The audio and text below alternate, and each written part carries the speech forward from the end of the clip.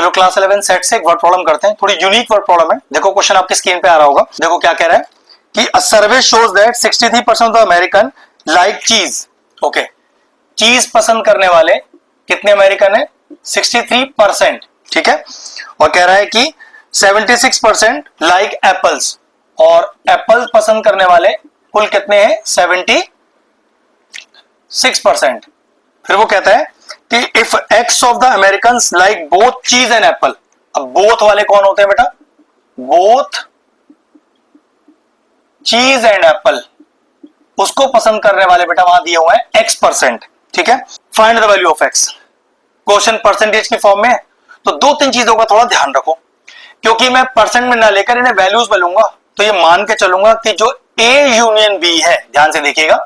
अब इसको पहले मान लेते हैं कि मैं एप्पल को डिनोट करूंगा A से और चीज को डिनोट करूंगा मैं B से। तो मान लेता हूं कि जो A यूनियन B है वो या तो बराबर होगा या छोटा होगा, किससे? 100 से। तभी तो इन वैल्यूज को मैं 63 और 76 लिखूंगा, क्योंकि परसेंटेज के हिसाब से अगर मैंने यूनियन को 100 मान लिया है, 100 भी हो सकता है, 100 से कम भी हो सकता है, तो 100 मैक्सिमम वैल्यू है। दूसरा कंडीशन ये होता है इन पर्टिकुलर क्वेश्चन में जहां परसेंटेज दिया होता है कि जो A इंटरसेक्शन B है, बेटा ध्यान से याद रखना, वो लेस देन इक्वल टू हो सकता है मिनिमम ऑफ, किसके मिनिमम? या तो n ऑफ A के या तो n ऑफ B के। इसमें जो मिनिमम वैल्यू होगा वो उसी के बराबर होगा। अगर ये दो कंडीशन को हम याद रखें तो बस हमारा x का वैल्यू बड़े आराम से आ जाएगा। और देखो परसेंटेज के क्वेश्चनों में आपको बात याद रखना ही पड़ेगा। तो अब जरा ध्यान से देखें, तो देखो ये कितना दिया है? n ऑफ चीज को मैंने B माना है, तो n ऑफ B कितना होगा बेटा? 63। एप्पल को A माना है, तो number of persons like Apple हो गया 76। और both A and B, both A and B, बेटा both A and B intersection को डिनोट करता है, ये हमारे पास है x।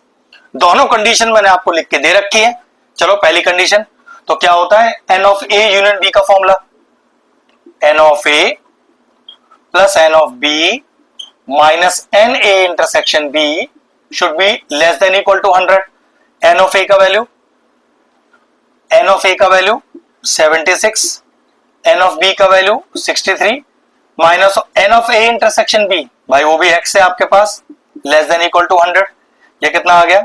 6 और 3 9, 6 और 6 12 13, 139 minus x less than equal to 100। Inequality जब भी सॉल्व करें तो अपना वेरिएबल अपना x हमेशा आपके LHS में रखें, तो मैंने उसको LHS में ही रखना है। तो मैं इस 139 को लेके जाऊंगा उस तरफ, माइनस का 139 minus x less than equal to minus का 39।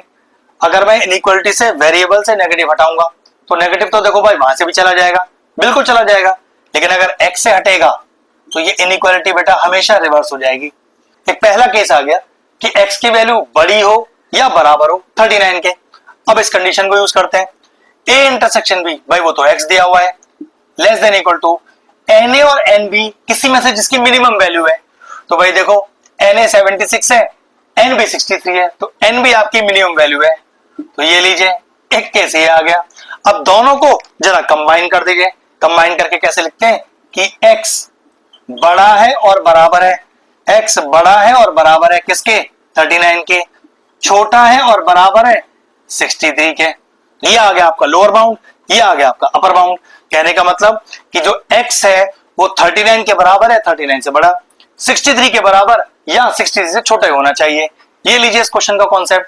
शानदार क्वेश्चन था। परसेंटेज लेवल वाले क्वेश्चनों में बस इन दो कंडीशंस को आप ध्यान रखना, कभी भी आपका क्वेश्चन गलत नहीं होगा। बस क्वेश्चन फिनिश हुआ।